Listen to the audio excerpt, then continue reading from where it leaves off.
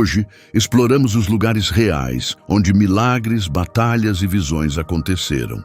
Provas sólidas de que as histórias da Bíblia ocorreram na história real.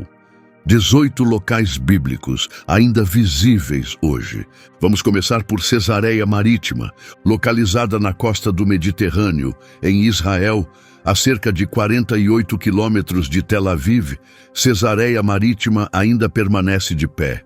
Esta cidade antiga, construída por Herodes, o Grande, é hoje um notável sítio arqueológico nacional.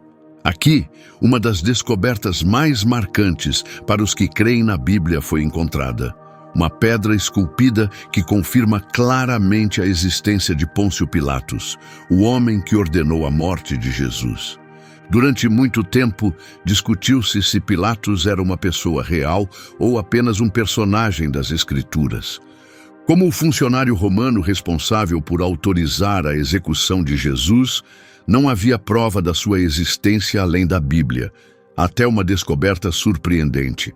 Em 1961, uma equipe de arqueólogos encontrou um bloco de calcário. Gravado em latim, havia um texto que chocou os estudiosos: o nome de Pôncio Pilatos. Na inscrição, ele é referido como o prefeito da Judéia, um cargo semelhante ao de governador durante o domínio romano. Este objeto é uma prova sólida, algo real e palpável.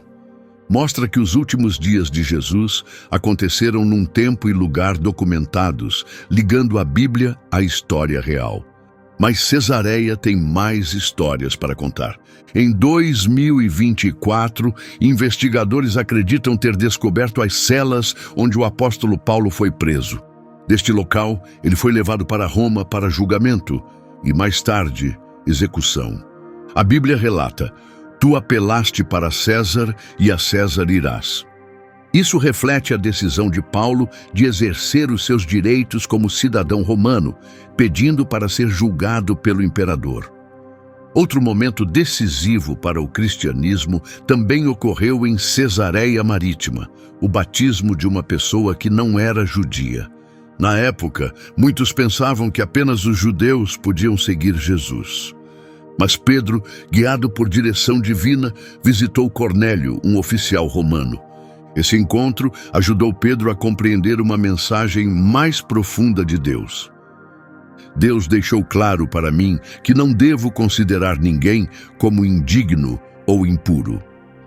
Em essência, toda pessoa tem valor aos olhos de Deus. E algo mais aconteceu em Cesareia: a morte do rei Herodes Agripa, o homem que tinha mandado executar Tiago, o apóstolo. Durante um evento público, no teatro que ainda está de pé, realizaram-se festas em honra do imperador. Segundo a Bíblia, Herodes foi atingido por Deus por permitir que o tratassem como uma divindade. As Escrituras descrevem a cena de forma dramática. Imediatamente, um mensageiro de Deus o feriu, e ele foi consumido por vermes e morreu. Ao sul da atual Jerusalém está uma das realizações mais impressionantes do mundo antigo: o túnel de Ezequias. O incrível é que o túnel ainda está intacto, com água correndo pelas pedras talhadas. Em 701 a.C., o rei Ezequias governava Jerusalém. Na época, o poderoso Império Assírio avançava rapidamente, temido por todos. Ezequias percebeu que a cidade logo estaria cercada. Para sobreviver, precisava garantir uma fonte de água confiável. Então tomou uma decisão ousada. As Escrituras dizem que Ezequias construiu uma piscina e um canal para levar a água para dentro das muralhas da cidade. Este túnel foi escavado totalmente à mão, profundamente sob a terra, sem máquinas modernas. Ele se estendia por mais de meio quilômetro. Duas equipas começaram a cavar de extremidades opostas, usando o som das ferramentas para se encontrarem no meio. Então, em 1880, algo surpreendente foi encontrado dentro do túnel. Uma antiga inscrição em hebraico esculpida na pedra, contando exatamente essa história. Dizia: quando faltavam apenas 3 côvados, a voz de um homem chamou o seu companheiro. Eles quase erraram, mas conseguiram se encontrar. Um verdadeiro feito na escuridão total. O túnel também foi engenhosamente projetado.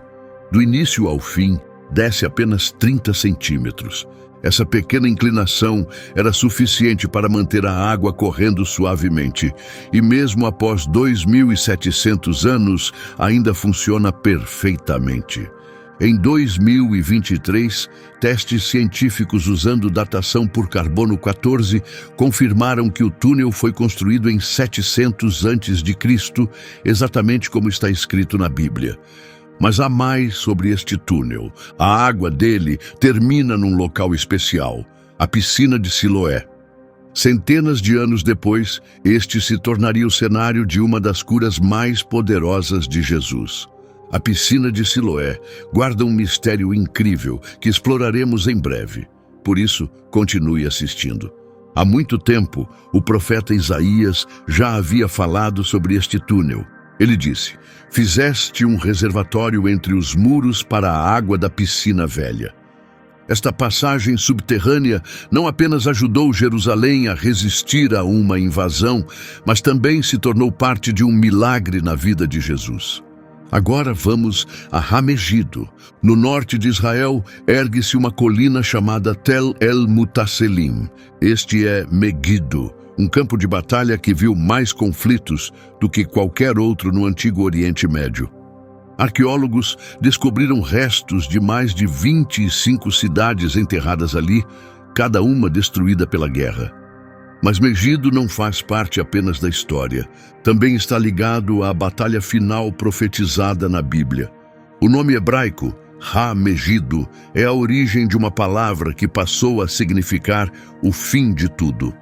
Armagedon. No livro do Apocalipse está escrito: os espíritos demoníacos reuniram os reis no lugar chamado Armagedon. Por que Deus escolheu este lugar para a batalha final? Pense assim, Megido era a chave para a rota comercial mais importante do mundo antigo. Essa estrada, a Via Maris, ligava dois grandes poderes, o Egito e a Mesopotâmia. Quem controlasse Megido controlava o movimento de exércitos e mercadorias, exercendo influência sobre o mundo conhecido. A guerra mais antiga registrada na história aconteceu exatamente aqui. Em 1457 a.C., o faraó Tutmés III derrotou os cananeus em Megido. Este evento está até descrito em hieróglifos egípcios. Muito mais tarde, o rei Josias de Judá tentou impedir o faraó Neco II de avançar para o norte. Não conseguiu e, segundo o livro de 2 Reis na Bíblia, Josias foi morto durante esta batalha. Hoje, arqueólogos desenterraram armas como pontas de flecha, cerâmicas egípcias e emblemas militares exatamente neste local. Essas descobertas confirmam o que a Bíblia diz, com provas do mundo real. Depois, em 2005, algo ainda mais surpreendente foi encontrado: um local de adoração cristã.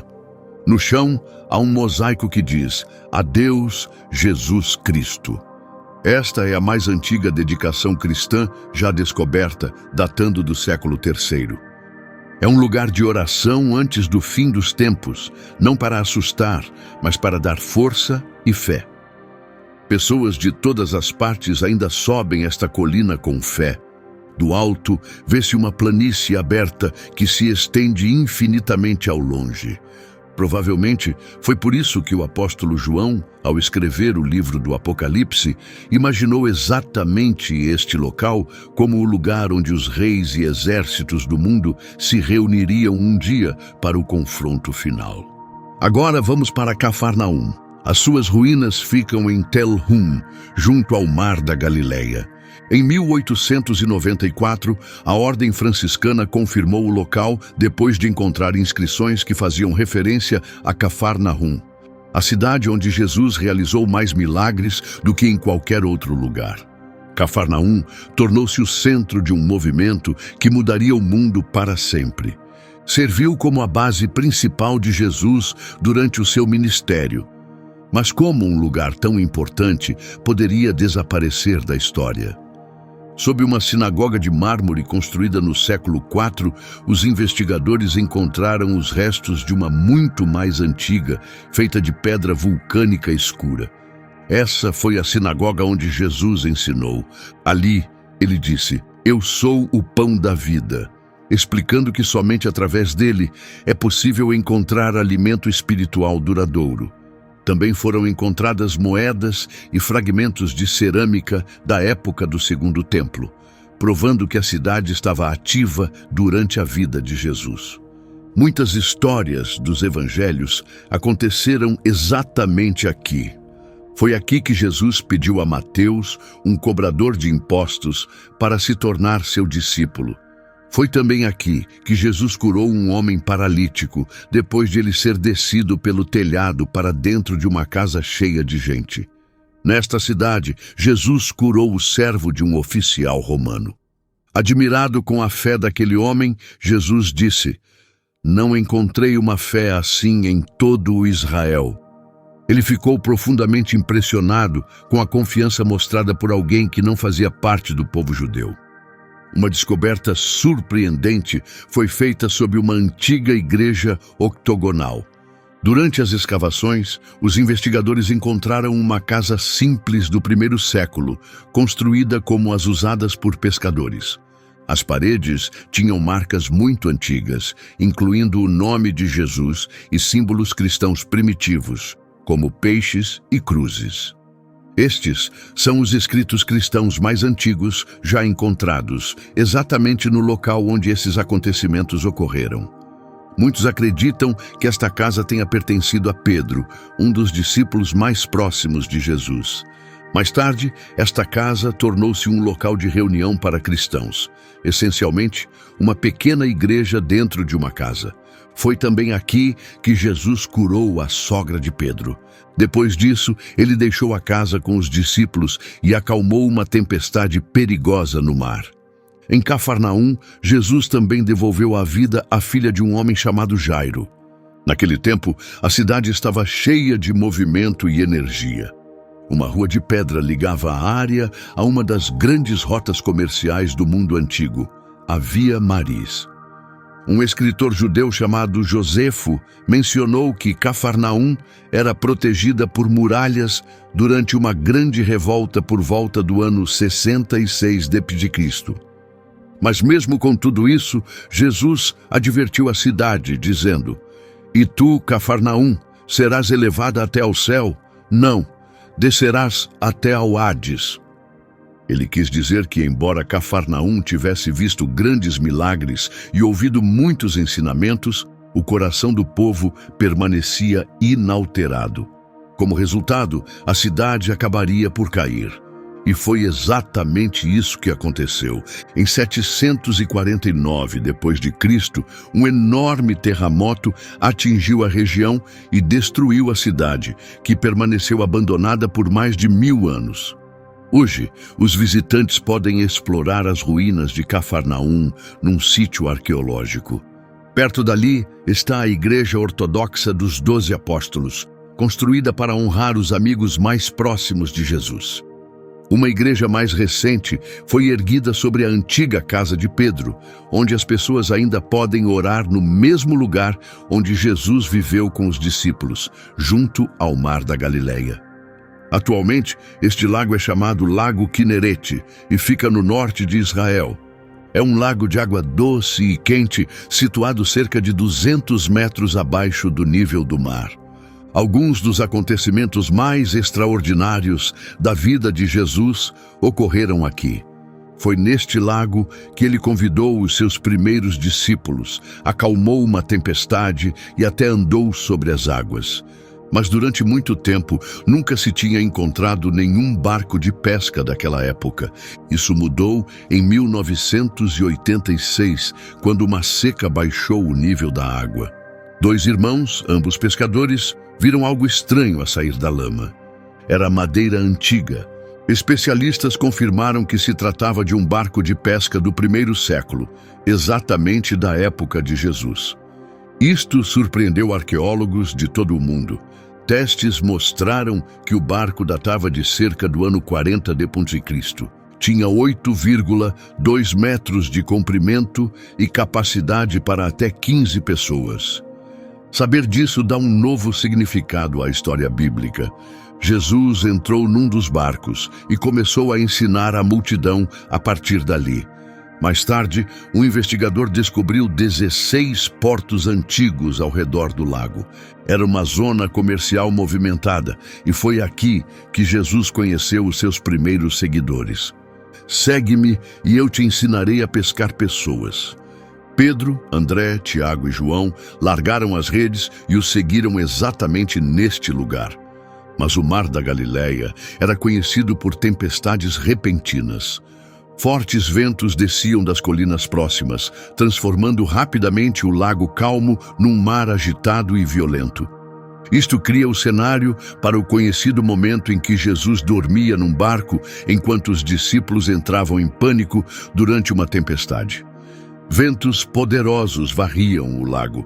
Esse mesmo barco ainda existe hoje. Pode-se ficar diante dele, não apenas como visitante, mas como alguém que testemunha uma história passada de geração em geração. Nesse momento, pode-se perceber que o lago guarda mais do que apenas água. Ele guarda histórias. Agora vamos até a piscina de Siloé.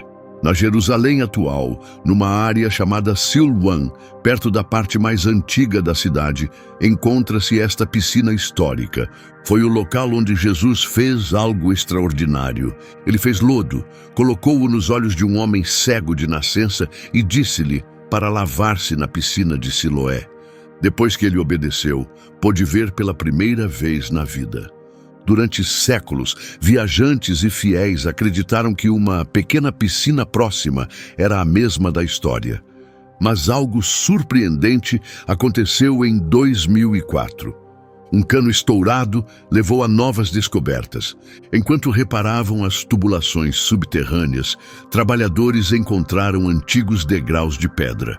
Mas não eram escadas comuns. Eram parte da verdadeira piscina de Siloé, do tempo de Jesus.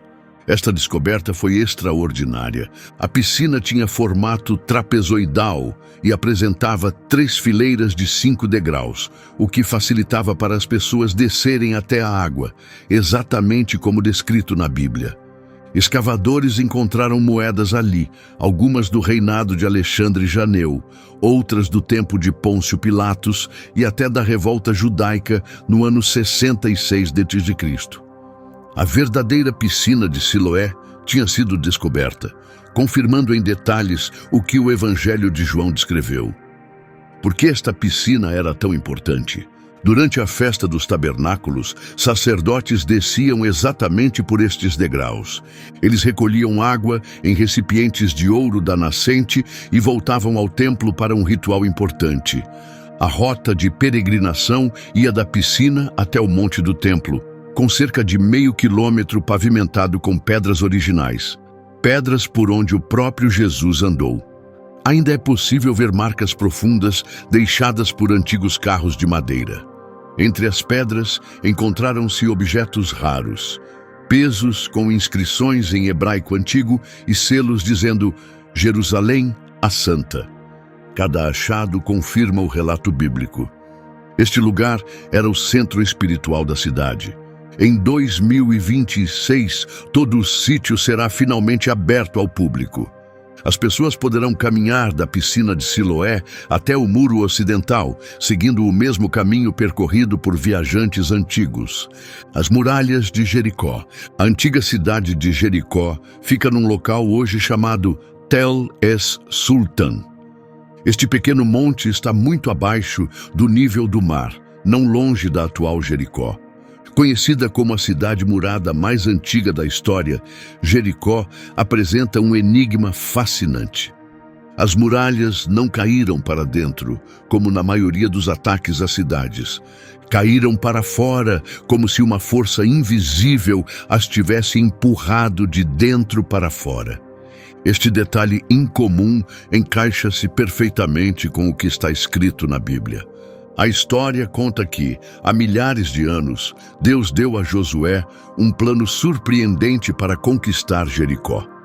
Durante 6 dias, um grupo rodeou a cidade. Incluía soldados armados, sacerdotes tocando trombetas de chifre de carneiro e, no centro, a Arca da Aliança, uma caixa sagrada que representava a presença de Deus. No 7º dia, marcharam ao redor da cidade 7 vezes.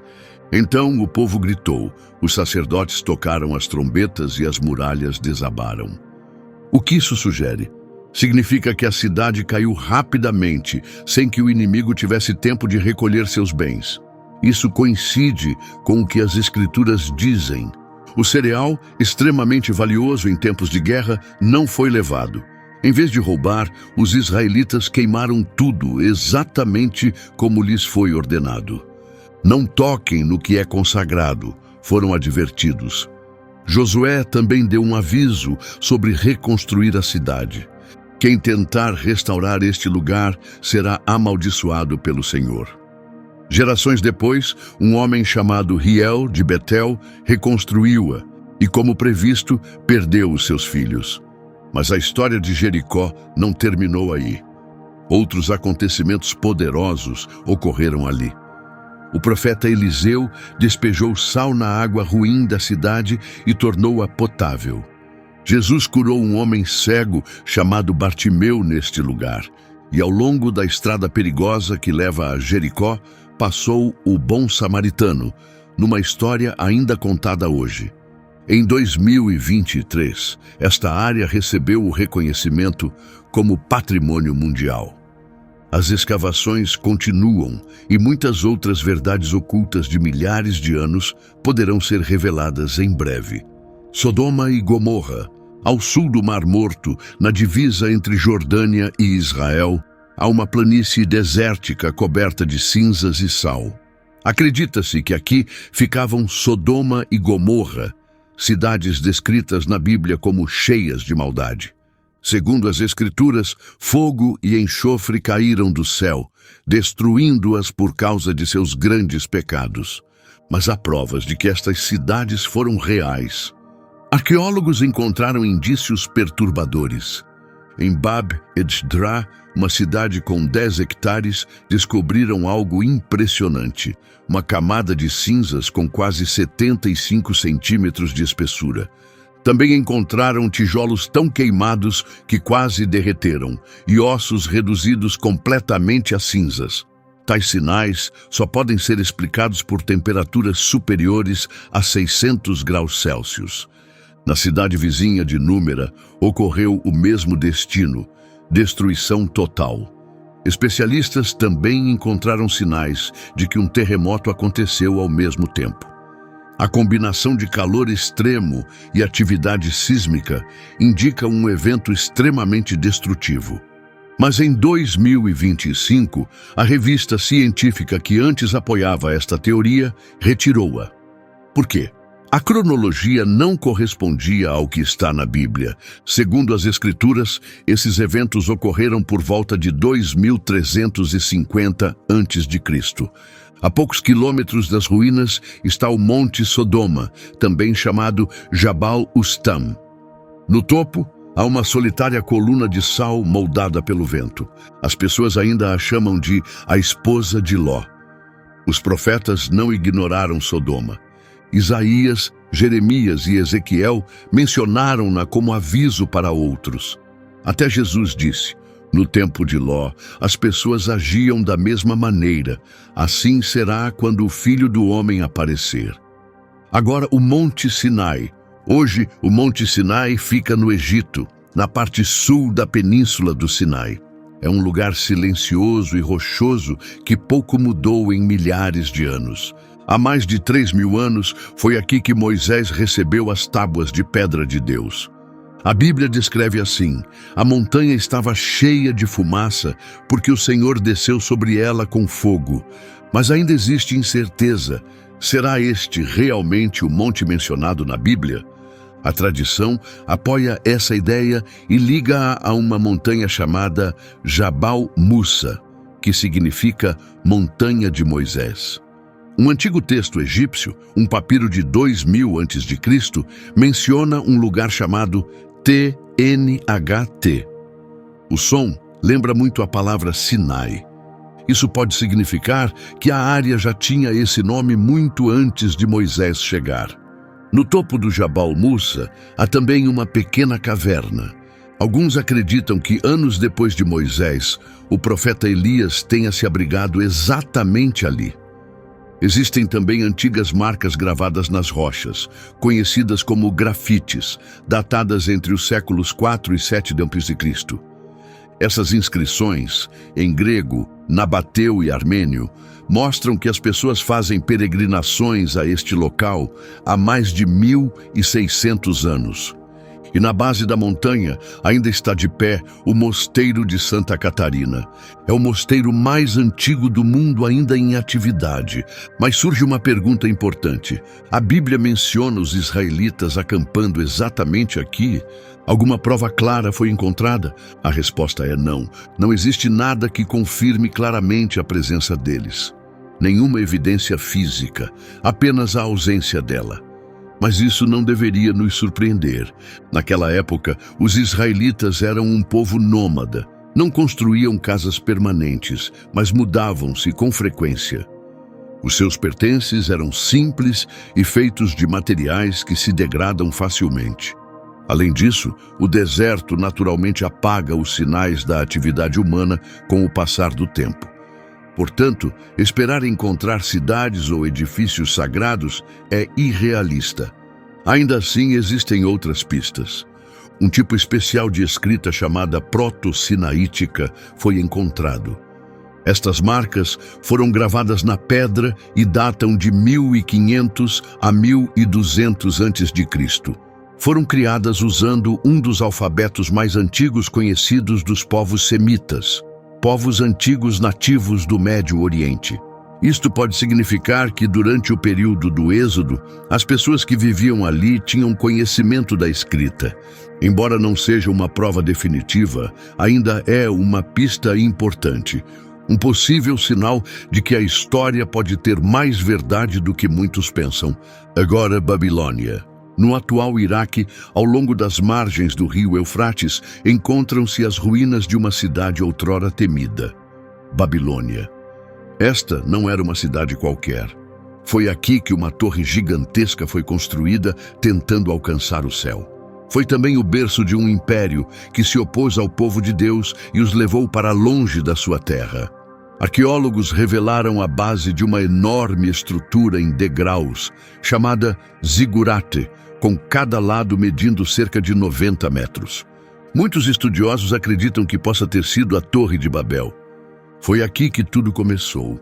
A Bíblia diz que o povo disse: "Vamos construir para nós uma cidade com uma torre que toque o céu." Foi um ato de orgulho, uma afronta aberta contra Deus. Eles queriam fama e não depender de ninguém. Mas Deus desceu, confundiu a língua deles e os espalhou. Já não conseguiam entender-se uns aos outros. O projeto fracassou. A cidade foi abandonada e recebeu um nome que ainda hoje simboliza confusão: Babel. Séculos depois, o mesmo orgulho voltou, desta vez como um poderoso império. Babilônia ergueu-se novamente para se tornar a cidade mais forte do seu tempo, sob o rei Nabucodonosor II. Este governante derrotou o reino de Judá, destruiu Jerusalém e queimou o templo de Deus. Entre 597 e 587 a.C., o povo judeu foi exilado, levado para longe da sua terra. A profunda tristeza dessa época está refletida no Salmo 137. Junto aos rios de Babilônia, sentamo-nos e choramos quando nos lembramos de Sião. Sião é outro nome para Jerusalém, a cidade escolhida por Deus. Mesmo assim, Deus não abandonou o seu povo, nem deixou Babilônia impune. Numa única noite, o rei Ciro, da Pérsia, conquistou Babilônia sem batalha. Isso cumpriu uma profecia. O povo judeu foi autorizado a voltar para casa. Um artefato histórico chamado Cilindro de Ciro, encontrado em 1879 e hoje guardado no Museu Britânico, contém um decreto escrito pelo próprio Ciro, declarando que os judeus podiam regressar à sua terra. Mas a história de Babilônia não termina aí na Bíblia. Ela reaparece no último livro, Apocalipse. Nele, o apóstolo João refere-se à Babilônia como a grande prostituta. Torna-se símbolo do sistema corrupto do mundo que se rebela contra Deus, cheio de arrogância e maldade. Ela é descrita com estas palavras: ai, ai, grande cidade, cidade poderosa de Babilônia. Em apenas uma hora veio a destruição. Em 2019, a Unesco, um órgão internacional dedicado a proteger patrimônios culturais, reconheceu oficialmente as ruínas de Babilônia como patrimônio mundial. 2 anos depois, em 2021, começaram projetos de conservação, usando drones e ferramentas avançadas para detectar o que está debaixo da superfície sem escavar. Em 2024, os investigadores descobriram 478 artefatos ocultos, revelando mais sobre a história antiga e talvez deixando mais avisos silenciosos. Babilônia permanece como um vestígio de um passado distante, mas também oferece uma mensagem poderosa para o presente. Recorda-nos o que pode acontecer quando a arrogância humana substitui a devoção a Deus. Agora, Antioquia da Síria. A antiga cidade de Antioquia da Síria encontra-se sob a atual Antaquia, na Turquia. Um acontecimento que mudou o mundo ocorreu nas suas ruas. Foi aqui que os crentes em Jesus receberam pela primeira vez o nome de cristãos. Segundo a Bíblia, em Antioquia, os discípulos foram chamados cristãos pela primeira vez. Antes desse momento, os que seguiam Jesus não tinham um título oficial. Por vezes eram chamados judeus ou nazarenos, mas em Antioquia nasceu uma nova identidade, cristãos, um nome usado até hoje. Por que essa transformação aconteceu em Antioquia e não em Jerusalém, onde os primeiros seguidores de Jesus estavam reunidos? A resposta está na natureza da própria cidade. Antioquia não era uma cidade qualquer. Na antiguidade, ocupava o 3º lugar entre as maiores cidades do mundo romano, ficando atrás apenas de Roma e Alexandria.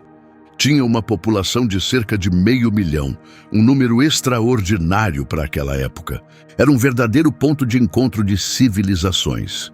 Gregos, romanos, judeus e pessoas de muitas outras culturas viviam lado a lado. Este ambiente vibrante e multicultural tornou Antioquia o lugar ideal para começar a espalhar a mensagem de Jesus para além da população judaica. Paulo e Barnabé, 2 figuras-chave da igreja primitiva, escolheram Antioquia como base de operações para levar o evangelho a outras regiões e cidades. Tornou-se o centro da sua missão, e a partir de Antioquia, a igreja primitiva enfrentou um ponto de viragem importante. A mensagem de Jesus também deveria ser partilhada com os não-judeus. Em termos bíblicos, essas pessoas eram chamadas gentios, todos os que não tinham origem judaica. Essa questão causou um sério desacordo entre 2 apóstolos importantes, Pedro e Paulo. A Bíblia relata: quando Pedro veio a Antioquia, eu o confrontei diretamente, porque ele estava claramente errado. Paulo repreendeu Pedro, porque notou que no início ele comia com os gentios, mas depois se afastou por medo, dando uma impressão errada. Paulo condenou a atitude de Pedro, dizendo que era injusta. Esse momento marcou uma mudança crítica no pensamento cristão. Dessa discussão surgiu uma ideia clara: estar em paz com Deus não exigia seguir os costumes judaicos. A fé em Jesus, por si só, era suficiente. Antioquia representa as raízes da missão global do cristianismo.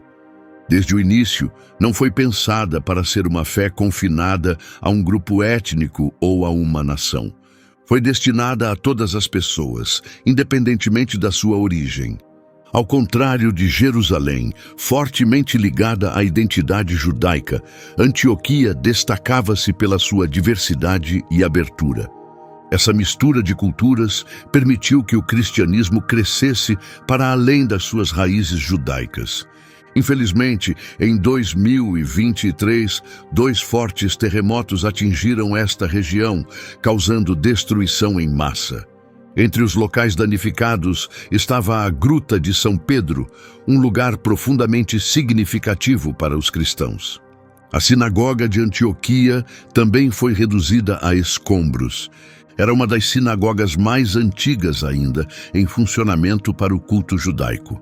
Alguns investigadores temem agora que partes intactas da antiga Antioquia, que poderiam conter descobertas históricas ou espirituais de valor incalculável, tenham sido perdidas ou deslocadas devido ao desastre. Mas Antioquia não é apenas uma memória distante. Ela representa os primeiros dias do cristianismo, uma fé que abriu as portas ao mundo, acolheu as diferenças e levou uma mensagem que atravessou fronteiras culturais. Agora vamos para a ilha de Patmos. Esta pequena ilha está no Mar Egeu, perto da costa turca. Embora cubra apenas 34 quilômetros quadrados, possui uma importância única na história cristã. Foi aqui que um apóstolo idoso, no exílio, recebeu uma das mensagens mais intensas e debatidas de toda a Bíblia, uma visão do fim do mundo. Como João escreveu, eu, João, vosso irmão, estava na ilha chamada Patmos por causa da palavra de Deus. João não foi a Patmos por escolha própria ou para buscar paz e oração. Ele foi enviado para lá por ordem do imperador romano como punição. Naquela época, as autoridades romanas exilavam pessoas que propagavam ideias que não aprovavam, especialmente profetas ou aqueles que desafiavam a ordem estabelecida. João fazia parte desse grupo. O mais notável é que hoje é possível entrar na própria gruta onde, segundo a tradição, João ouviu a voz de Deus. Disse que a voz soou como uma trombeta e fez surgir uma fenda no teto da caverna. Uma fenda que os visitantes ainda podem ver.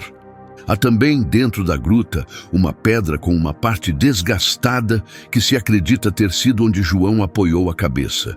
E como podemos ter certeza de que estes acontecimentos se deram em Patmos? Um homem chamado Irineu, que conheceu pessoas que haviam falado pessoalmente com João, confirmou o local. Escavações arqueológicas na ilha encontraram vestígios da época de João. Peças de cerâmica romana, inscrições oficiais do Império e até as ruínas de um templo dedicado à deusa Ártemis, agora enterradas sob o atual mosteiro. Estas descobertas confirmam que Patmos era habitada no tempo de João. Ainda assim, a visão que João recebeu nesta ilha não ficou escondida dentro da caverna. Ao longo dos séculos, a ilha tornou-se um lugar onde o cristianismo criou raízes firmes.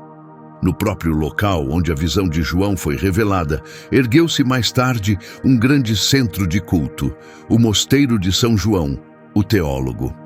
Fundado no ano 1088, permanece como um monumento ao duradouro legado espiritual da ilha. Hoje, o mosteiro é reconhecido como Patrimônio Mundial da Unesco pelo seu profundo valor histórico e religioso. De um lugar de exílio e isolamento, Patmos transformou-se num bastião de fé e num farol para crentes em todo o mundo. O que distingue este mosteiro para além da sua impressionante estrutura exterior? A sua notável biblioteca. No seu interior, guarda 330 manuscritos antigos, incluindo 82 com partes do Novo Testamento. Uma das suas relíquias mais extraordinárias é o crânio preservado do apóstolo Tomé, um dos discípulos mais próximos de Jesus. Sob os terrenos do mosteiro, escavações revelaram vestígios do tempo em que João viveu na ilha. Foram encontradas as fundações de um templo dedicado a Ártemis, fragmentos de cerâmica romana e até ruínas de um ginásio.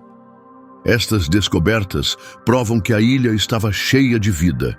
Não era um lugar deserto, havia pessoas a viver, trabalhar e adorar ali enquanto João percorria os seus caminhos. Agora, seguimos para Jerusalém, até a piscina de Betesda. Hoje, esta piscina fica no bairro muçulmano de Jerusalém, perto da igreja de Santa Ana. É um sítio arqueológico bem preservado que recebe visitantes e peregrinos, permitindo que fiquem sobre as mesmas pedras onde aconteceu um dos milagres mais impressionantes de Jesus.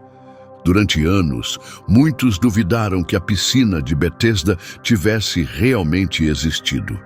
Os céticos apontavam para a descrição no Evangelho de João, capítulo 5, que menciona 5 pórticos ao redor da piscina. Perguntavam, como poderia uma piscina ter 5 pórticos se normalmente possui 4 lados? Então, em 1888, algo notável foi descoberto. Um arquiteto alemão, trabalhando nas proximidades, atingiu algo sólido sob a terra. Ao continuar a escavar, revelou 2 grandes piscinas retangulares, posicionadas lado a lado. Entre elas, havia uma parede divisória. Essa quinta parede criava 5 passagens separadas, exatamente como descrito nas Escrituras. A descoberta confirmou o relato bíblico de uma forma inesperada. Foi exatamente ali que o apóstolo João escreveu. Um homem estava deitado ali, doente, havia 38 anos.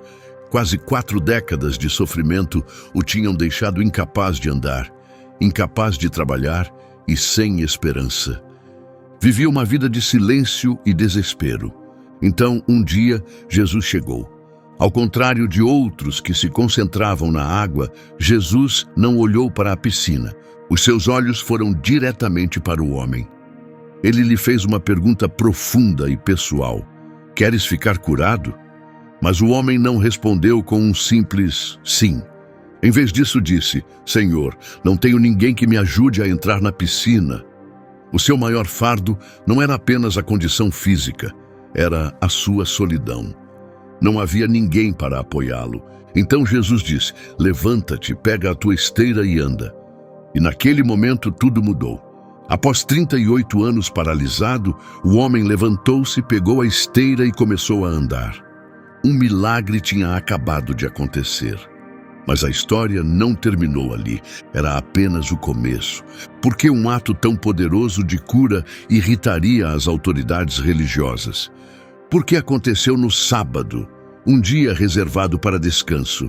Naquele tempo, regras religiosas rigorosas proibiam certas ações no sábado. Até mesmo carregar uma esteira era visto como quebrar essas regras. Interrogaram o homem sobre quem o tinha curado, mas ele não soube responder. A notícia espalhou-se rapidamente. O que aconteceu não foi apenas uma recuperação milagrosa, também transmitiu uma mensagem forte. Desafiou diretamente as regras religiosas que se tinham tornado frias e sem compaixão. Quando Jesus mais tarde falou com as autoridades religiosas, disse-lhes que continua a trabalhar como o seu pai, mesmo no sábado. Foi uma declaração ousada. Ao dizer isso, Jesus colocava-se no mesmo nível de Deus. Essa afirmação causou grande agitação entre os que ouviam. Como dizem as Escrituras, por isso os líderes judeus tentaram ainda mais matá-lo. Ele não foi apenas acusado de quebrar as leis do sábado. Também afirmava que Deus era seu pai, tornando-se igual a Deus. Muitos anos depois, arqueólogos descobriram um antigo texto conhecido como o Pergaminho de Cobre de Qumran. Ele remonta ao tempo de Jesus e menciona um lugar chamado Bet Eshdathaim, que significa Casa das Duas Piscinas. Essa referência confirma o que o Evangelho de João descreve sobre o local. Hoje, uma parte dessas colunas originais está preservada dentro de uma catedral em Memphis, nos Estados Unidos. Ali de pé e em silêncio, continua a ser testemunha do que aconteceu há tanto tempo. Agora seguimos para o Monte Ararat. Localizado na fronteira entre a Turquia e a Armênia, o Monte Ararat é um enorme vulcão coberto de neve. Eleva-se a mais de 5.000 metros de altura e não entra em erupção há milhares de anos. Segundo o livro de Gênesis, depois que as águas do dilúvio baixaram, a Arca de Noé repousou nas montanhas de Ararat. A Bíblia diz que, no 7º mês, a arca parou ali. Mas se isso for verdade, permanece a pergunta: onde está a arca agora? Em 1949, algo incomum foi avistado numa foto aérea tirada por um avião da Força Aérea do Zeppelin. Um objeto longo e escuro parecia estar preso no gelo. Essa imagem despertou o interesse moderno pela possível localização da arca. Ainda antes disso, em 1916, pilotos russos afirmaram ter visto algo que parecia um grande navio de madeira preso num glaciar. Isso levou muitos a pensar que poderiam ter visto a Arca de Noé. Com o tempo, várias equipas foram formadas para explorar a montanha. Cientistas, alpinistas e pessoas de fé subiram o Ararat em expedições. Alguns relataram ter encontrado pedaços de madeira muito antigos. Às vezes parecia que o mistério estava resolvido, mas quando os testes foram feitos, os resultados não foram conclusivos. Algumas amostras estavam demasiado danificadas e outras não puderam ser verificadas. Com o passar dos anos, a tecnologia avançou. Drones sobrevoaram os picos. Satélites mapearam o terreno. Radares de penetração no solo foram usados para ver através das camadas de gelo. Então, em 2024, algo inesperado aconteceu. Um levantamento sísmico detectou espaços ocos dentro da montanha. Essas câmaras ocultas ainda não foram exploradas. Ninguém sabe se são bolsões de gás, cavernas naturais ou espaços artificiais. Ao mesmo tempo, outros locais próximos surgiram como possíveis candidatos. A apenas 29 quilômetros do Monte Ararat, há uma formação que, vista do céu, se assemelha a um enorme navio com cerca de 150 metros de comprimento. Radares internos revelaram padrões que lembram uma estrutura no interior. Mas quando amostras que se acreditava serem de madeira antiga foram testadas com datação por carbono 14, os resultados mostraram que tinham apenas 1.200 anos, muito mais recentes do que a época de Noé. Segundo a história bíblica, na base desta montanha, Noé construiu um altar. Primeiro soltou um corvo que não voltou, depois enviou uma pomba que regressou sem encontrar terra. 7 dias depois, tentou novamente e desta vez a pomba voltou com um ramo de oliveira no bico. Isso marcou um momento decisivo. Deus fez uma promessa. Vê, faço uma aliança contigo. Nunca mais destruirei toda a vida com um dilúvio. E então, um arco-íris apareceu como sinal dessa promessa eterna. Talvez o verdadeiro significado não esteja em encontrar vigas de madeira antigas, mas em recordar que alguém teve fé para construir uma embarcação quando toda a esperança parecia perdida. Agora, seguimos para a cidade de Nínive. Em frente ao que é hoje a cidade de Mossul, no Iraque, estão os restos de uma das cidades mais temidas e influentes do mundo antigo, Nínive. Foi construída sobre 2 colinas conhecidas hoje como Kuyundik e Nabi Yunus. Um dos seus governantes, o rei Senaqueribe, registrou as suas conquistas nos palácios, orgulhando-se de ter destruído 46 cidades do reino de Judá. Nas paredes do palácio havia entalhes que mostravam cenas horríveis. Pessoas empaladas em estacas e cabeças empilhadas como troféus. As imagens enviavam uma mensagem assustadora. Então veio um ponto de viragem. Deus enviou o profeta Jonas. Jonas levou um aviso. Em 40 dias, Nínive seria destruída. A mensagem teve um enorme impacto. O povo parou o que estava a fazer. Comerciantes fecharam as lojas, soldados deixaram de lutar, e até o rei desceu do trono, vestiu-se de pano de saco e sentou-se em cinzas. Uma forma tradicional de mostrar arrependimento e pedir misericórdia. Séculos depois, em 2025, arqueólogos que trabalhavam no Palácio Norte de Nínive descobriram algo surpreendente. Um relevo em pedra mostrando o rei Assurbanipal numa postura de humildade e tristeza. Isto era extremamente incomum. A arte assíria normalmente mostrava os reis como poderosos conquistadores e não como figuras arrependidas. Especialistas acreditam agora que essa imagem possa refletir a influência de Jonas. Mas essa não foi a única descoberta. Sob a colina ligada ao profeta Jonas, o grupo terrorista ISIS escavou ilegalmente túneis. Essas passagens secretas levaram a uma descoberta incrível: um palácio secreto pertencente ao rei Esarhaddon. No interior, os investigadores encontraram tábuas que listavam pagamentos de tributos feitos por Judá. As datas correspondiam ao reinado do rei Manassés, mencionado na Bíblia. Essa evidência reforça a precisão histórica do texto bíblico. Ainda assim, talvez a descoberta mais fascinante tenha ocorrido em 2017. Nos restos de Nínive, os investigadores encontraram inscrições que falavam de uma terrível doença que assolou a cidade anos antes da chegada de Jonas. Os assírios acreditavam que esse surto era um castigo de deuses irados.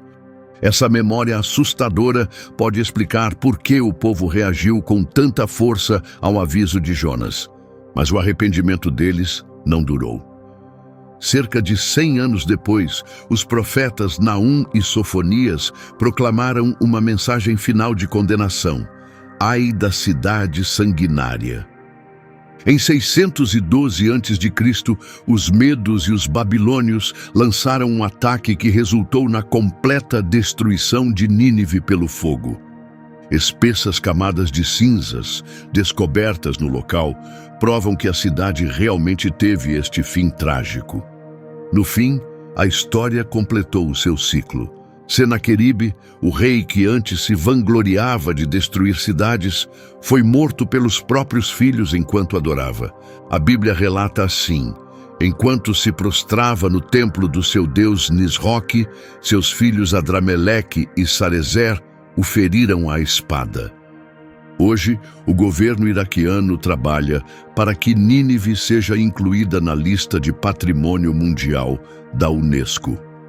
Usando ferramentas modernas, como drones e imagens 3D, os arqueólogos continuam a reconstruir a história da cidade. Mas Nínive deixa uma verdade poderosa: nenhuma cidade, por mais forte que seja, dura para sempre. Ensina-nos que todos os impérios humanos acabam por cair. Agora, seguimos para Nazaré. Situada no norte de Israel, Nazaré fica a cerca de 26 quilômetros a oeste do Mar da Galileia. Hoje, é uma cidade moderna com cerca de 80 mil habitantes, em sua maioria árabes e israelenses. Esta humilde cidade mudou a história para sempre, quando um mensageiro do céu apareceu. O anjo Gabriel veio até uma jovem chamada Maria com uma mensagem que mudaria o mundo: darás à luz um filho. Esse filho seria Jesus. Durante muitos anos, porém, duvidou-se da existência de Nazaré no tempo de Jesus. Por quê? Porque ela não era mencionada nos registros antigos. Fontes conhecidas, como o Talmude judaico ou os escritos de Joséfo, não citavam Nazaré. Isso levou alguns a afirmar que seria uma invenção posterior. Mas tudo mudou em 2009. Perto da atual Basílica da Anunciação, arqueólogos descobriram uma modesta casa que datava do tempo de Jesus. Junto com a estrutura, encontraram vasos de calcário, frequentemente usados por famílias judaicas para manter a pureza ritual, bem como ferramentas agrícolas. Essas descobertas forneceram uma prova sólida: Nazaré realmente existia naquela época. Por que foi deixada de fora dos escritos antigos? Porque era minúscula e considerada sem importância. Estimativas sugerem que não tinha mais de 50 casas e cerca de 400 habitantes. Era tão insignificante que, ao ouvir falar de Jesus, Natanael perguntou: Nazaré? Pode vir alguma coisa boa de lá? De 2006 a 2020, novas escavações foram feitas sob o convento das Irmãs de Nazaré. O que encontraram foi notável. Primeiro, descobriram os restos de uma antiga igreja. Escavando sob ela, revelaram algo ainda mais especial, o que muitos acreditam ser a casa de infância de Jesus. Já no século VII, peregrinos cristãos visitavam o local, acreditando tratar-se da casa da família dele. Foi ali, entre aquelas ruas de pedra e pequenas casas, que Jesus cresceu e passou os primeiros anos da sua vida. Jesus voltou a Nazaré com Maria e José depois de fugirem para o Egito para protegê-lo quando era bebê. Ali, ele cresceu, aprendendo o ofício de carpinteiro, moldando madeira e pedra com as próprias mãos. Foi também na simples sinagoga da sua cidade natal que ele leu em voz alta as palavras do profeta Isaías, declarando o propósito da sua missão. Mas as pessoas que o viram crescer duvidaram, diziam: "Não é este o filho de José?" A descrença deles rapidamente se transformou em fúria. Tomados pela raiva, arrastaram-no para fora da aldeia, querendo lançá-lo de um penhasco. Mas não conseguiram. Jesus passou tranquilamente pelo meio da multidão e seguiu o seu caminho. Esse momento marcou o início do seu ministério pela Galileia. Hoje, o centro de Nazaré abriga a Basílica da Anunciação. Esta impressionante igreja, concluída em 1969, ergue-se com uma cúpula de 55 metros de altura. No interior, há uma gruta sagrada. Segundo a tradição, foi aqui que Maria deu o seu sim ao anjo Gabriel. Da praça em frente à Basílica parte um caminho, a trilha de Jesus. Este percurso de 65 quilômetros pode ser feito a pé e liga Nazaré a Cafarnaum, uma cidade às margens do Mar da Galileia. Segui-lo permite aos viajantes refazer os passos que Jesus pode ter dado e refletir sobre o início do seu ministério. Agora seguimos para uma rua em Damasco. A moderna Damasco, na Síria, está cheia de ruas e vielas sinuosas que se cruzam pela antiga cidade. Mas uma rua reta atravessa-a de ponta a ponta, a famosa Rua Direita. A sua direção e posição mantêm-se as mesmas há milhares de anos, e foi nessa rua que aconteceu um evento que mudou uma vida. Um homem chamado Saulo, conhecido pelo ódio aos cristãos, teve uma experiência dramática ali. Uma luz brilhou do céu, muito mais intensa que o sol, e ele caiu no chão. Então, ouviu uma voz chamando pelo seu nome: "Saulo, Saulo, por que me persegues?" Ele ficou cego com o brilho. Enquanto isso, Deus apareceu em visão a um homem chamado Ananias. Uma visão é como uma mensagem pessoal de Deus, vista e ouvida apenas por quem a recebe. Deus deu a Ananias uma instrução surpreendente: procurar e ajudar Saulo, o mesmo homem que perseguia os seguidores de Jesus. Ananias ficou com medo e disse: "Senhor, tenho ouvido falar do mal que este homem fez ao teu povo." Mas Deus foi firme. Vai à casa de Judas, na Rua Direita, e pergunta por um homem de Tarso chamado Saulo. Então Ananias obedeceu. Ele percorreu a Rua Direita, encontrou a casa e impôs as mãos sobre Saulo. Naquele momento, algo como escamas caiu dos olhos de Saulo e ele voltou a ver. O homem que antes era um temido perseguidor tornou-se Paulo, um mensageiro dedicado de Cristo. Séculos depois, viajantes bizantinos mapearam esta estrada histórica.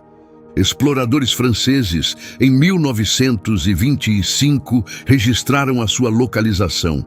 E hoje, tecnologias modernas de imagem confirmam que a Rua Direita ainda segue o mesmo trajeto leste-oeste descrito nas Escrituras, mesmo após séculos de mudanças sob o domínio islâmico. No sul do Iraque, perto da moderna cidade de Naziriyah, repousam os tranquilos restos de uma das cidades mais antigas do mundo, Ur dos Caldeus. Mas Ur não era apenas uma cidade antiga qualquer. Foi o ponto de partida de uma jornada incrível. Deste lugar, Abraão, o homem muitas vezes chamado de pai de muitas nações, tomou uma decisão que mudaria a sua vida. ele deixou para trás a cidade mais rica e avançada do seu tempo para seguir uma promessa feita por Deus. As palavras da Bíblia ganham um significado mais profundo quando se entende o que Abraão abandonou ao deixar Ur. Ur era um centro poderoso e importante. Era um local de culto, onde o deus da lua, Nana, era altamente venerado. Ainda hoje, os visitantes podem ver o seu zigurate, uma torre-templo em forma de degraus. O zigurate foi reconstruído pela primeira vez pelo rei Nabonido na antiguidade. E muito mais tarde, Saddam Hussein também restaurou partes dele. Em 2023, o local foi reaberto ao público. Agora, os turistas podem subir os seus degraus, sentir a brisa do deserto e contemplar a vasta paisagem. Talvez seja a mesma vista que Abraão contemplou quando iniciou a sua longa jornada rumo ao desconhecido. Ur estava longe de ser isolada ou esquecida. Possuía portos movimentados que a ligavam ao Golfo Pérsico e rotas comerciais que se estendiam até regiões antigas como o Vale do Indo, Magan e Dilmun. Esses lugares já eram altamente avançados, mesmo naquela época. As tábuas de argila descobertas em Ur revelam que era um centro de comércio, religião e conhecimento. Por isso, as ruínas de Ur fazem parte da proposta do Iraque para obter o status de Patrimônio Mundial da Unesco. Cada pedra, cada artefato em Ur conta uma história poderosa, uma das primeiras grandes demonstrações de fé registradas na história humana. Abraão deixou tudo o que lhe era familiar para confiar numa promessa divina, uma decisão que daria origem a gerações de povos e culturas. Ele tornou-se o antepassado espiritual de inúmeras nações. Mas apesar de todas as nossas descobertas modernas, a Bíblia ainda guarda inúmeros mistérios, histórias e símbolos que continuam a levantar questões e a inspirar admiração. Se tiver curiosidade em explorar as 11 partes mais misteriosas e inexplicáveis da Bíblia, não vai querer perder o vídeo indicado aqui. Ele é intitulado As 11 Partes Mais Estranhas da Bíblia. Nele, descobrirá histórias sobre pedras misteriosas que, segundo se diz, permitiam falar diretamente com Deus. Mãos fantasmagóricas que escreveram mensagens nas paredes de palácios e referências inquietantes ao que a Bíblia chama de segunda morte. Estas não são apenas lendas antigas, são momentos profundamente simbólicos que têm intrigado estudiosos, teólogos e crentes durante séculos. Vamos revelar o significado oculto por trás destas histórias extraordinárias. Toque no vídeo no ecrã agora. Esta é uma jornada que com certeza vai querer fazer.